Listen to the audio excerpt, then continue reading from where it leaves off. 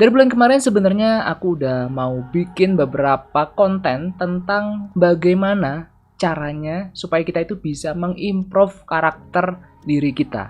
Apalagi di zaman era digital seperti sekarang yang sudah tidak ada batas antara orang itu bisa dibilang fake, orang itu bisa dibilang real. Di sini aku melihat banyak anak-anak muda yang bingung mencari jati dirinya. Dan nggak sedikit yang dari mereka itu mengambil jalan pintas yang menurutku sayang aja gitu untuk dilakukan.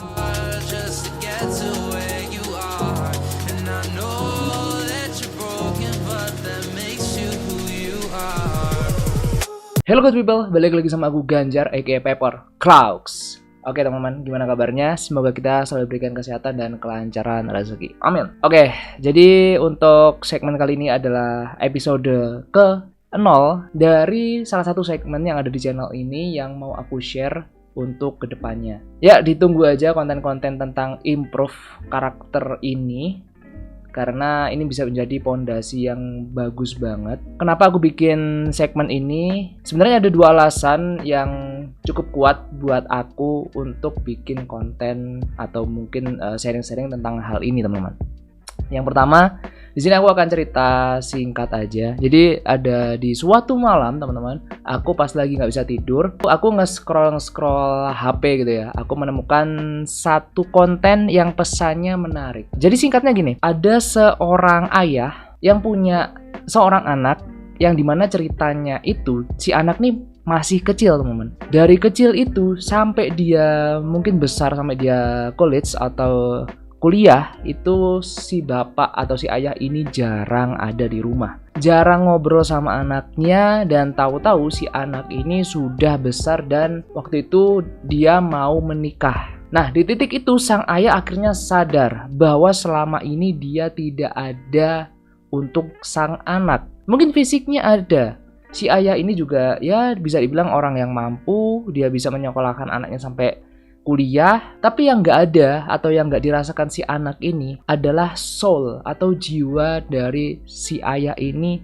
tidak sampai gitu. Mungkin ini sedikit banyak relate di kalian yang nonton. Jadi mungkin ada orang tua kita yang sibuk kerja, jarang di rumah, jarang pulang, mereka mungkin banyak yang dinas keluar kota. Ya, kita tidak bisa menyalahkan mereka 100%. Mungkin itu tuntutan kerja beliau, dan ya kita sebagai anak mungkin ya ada di suatu titik kalau ya kita butuh sandaran dari orang tua. Untuk sandaran di sini maksudnya bukan dari segi ekonomi aja ya, teman-teman, tapi lebih dari emosional. Jadi ketika seorang anak dia lebih memilih curhat kepada temannya, itu menurutku ada something yang tidak berjalan smooth di keluarganya.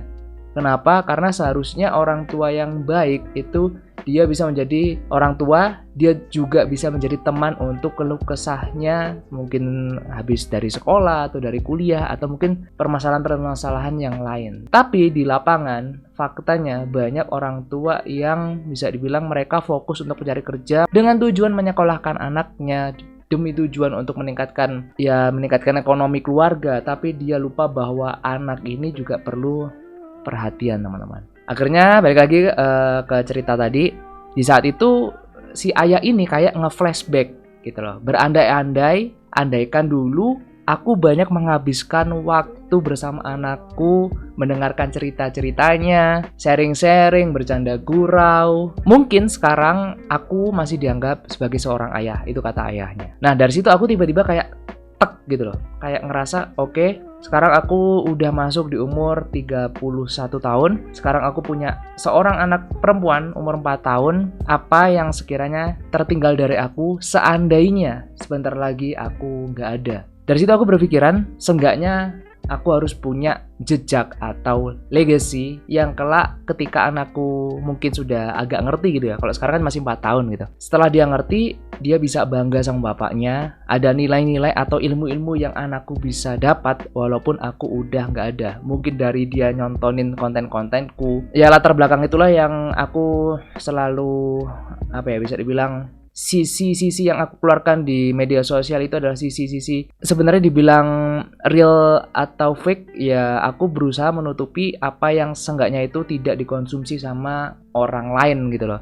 Yang negatif-negatif nggak aku share, tapi yang positif-positif aku berusaha untuk nge-share, karena vibes itu baik positif, baik negatif, itu akan nular teman-teman. Jadi aku berusaha mungkin, walaupun mungkin diriku tidak sebaik yang orang kira, seenggaknya apa yang aku sampaikan di sosial mediaku, baik di YouTube, Instagram, TikTok, atau dimanapun kedepannya, itu aku berharap orang yang mengkonsumsi konten-konten dari apa yang aku kasih itu bisa mendapatkan nilai-nilai yang seenggaknya bisa dia pakai, yang dia bisa gunakan, daripada hanya sekedar lewat aja, atau mungkin malah amit-amit ya, nauzubillah malah nambah dosa aja. Yang menurutku mending yang bermanfaat sekalian gitu. Walaupun mungkin viewsnya atau yang nonton tidak seramai mungkin konten-konten yang apa ya, tidak mendidik dalam tanda kutip ya, tapi seenggaknya orang yang nonton dia dapat sesuatu, dan misalnya dia sampai menggunakan atau mengimplementasikan itu di kehidupannya, itu insya Allah semoga niatku ya, semoga amal jariahnya bisa tetap ngalir, walaupun mungkin aku ya namanya usia kan gak ada yang tahu teman-teman. Itu yang pertama. Kemudian yang kedua, dari alasan yang pertama tadi, aku akhirnya melihat nih statistik penontonku di YouTube ini, aku lihat paling banyak itu ada 2 segmen, umur 18 sampai 24 tahun dan umur 25 sampai 34 kalau nggak salah, 34 tahun.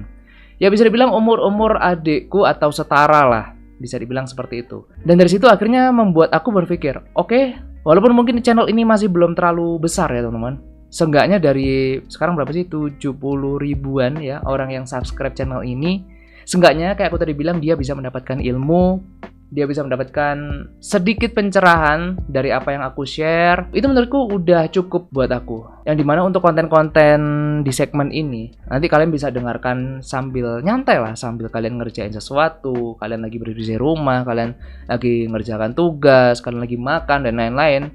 Karena konten ini kedepannya untuk segmen ini full tentang aku bercerita untuk permasalahan-permasalahan hidup yang sering atau yang sudah aku alami ketika sampai di titik 30 tahun ini teman-teman. Dan mungkin akan aku share juga bagaimana cara untuk menghadapinya. Karena menurutku masalah itu ada untuk dihadapi, bukan untuk dihindari.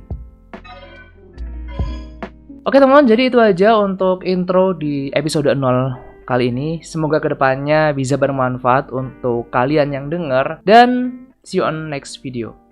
Assalamualaikum. Dadah.